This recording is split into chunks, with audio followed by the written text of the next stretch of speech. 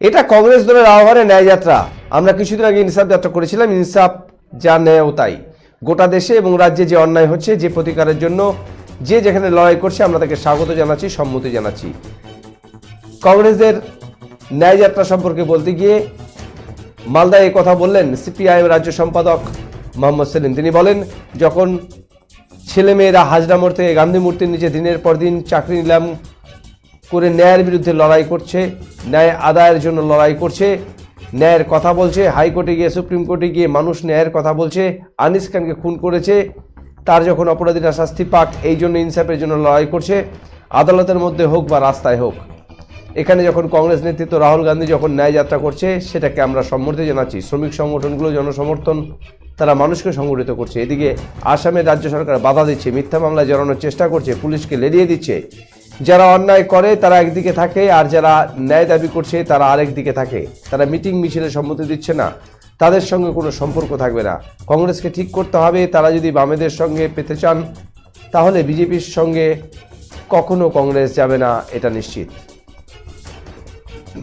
দলের আহ্বানে ন্যায় যাত্রা। আমরা কিছুদিন আগে আমাদের যুব ছাত্ররা ইনসাফ যাত্রা করেছে। ইনসাফ যায়, ন্যায় যায়।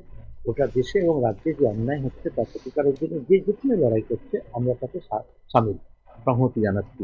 যখন ছেলেমেয়েরা মাতঙ্গিনী হাজরা মূর্তির নিচে, গান্ধী মূর্তির নিচে দিনের পর দিন ধরে চাকরি নিলাম করেছে, চুরি করে যাওয়া তাদের বিরুদ্ধে যখন ন্যায়ের কথা বলছে, হাইকোর্টে গিয়ে সুপ্রিম কোর্টে গিয়ে যখন মানুষ ন্যায়ের কথা বলছে, আনিস খানকে খুন করেছে, তার যখন অপরাধী শাস্তি পাক, সেই জন্য যখন ইনসাফের জন্য লড়াই করছে, আমরা সব জায়গায় আছি, আদালতের মধ্যে আছি, রাস্তায় আছি। এখানে যখন কংগ্রেসের নেতৃত্বে রাহুল গান্ধী যখন ন্যায় যাত্রা করছে, সেটা আমরা আসামে দেখেছি। আমাদের কৃষক সভা, আমাদের শ্রমিক সংগঠনগুলো, আমাদের জনসংগঠনগুলো, তারা মানুষকে সমবেত করেছেন। একদিকে আসামের রাজ্য সরকার তাকে বাধা দিচ্ছে, মিথ্যা মামলায় জড়ানোর চেষ্টা করছে, পুলিশকে লেলিয়ে দিচ্ছে। তখন দাঁড়িয়ে যারা অন্যায় করে তারা একদিকে থাকে, আর যারা ন্যায় দাবি করছে তারা আরেকদিকে থাকে। জন্য আমরা আছি। কিন্তু আমাদের শর্ত হচ্ছে, এ রাজ্যে যারা অন্যায় করছে, যে তৃণমূল কংগ্রেস যে ভোট লুট করলো, যারা পঞ্চায়েত নির্বাচনের গণনা লুট করলো, যারা প্রতিদিন মিথ্যা মামলা করছে, যারা ন্যায়ের জন্য যে সভা হবে, মিটিং হবে, দাবি হবে, সেগুলোকে মিটিং অনুমতি দিচ্ছে না, তাদের সঙ্গে কোনো সম্পর্ক থাকে।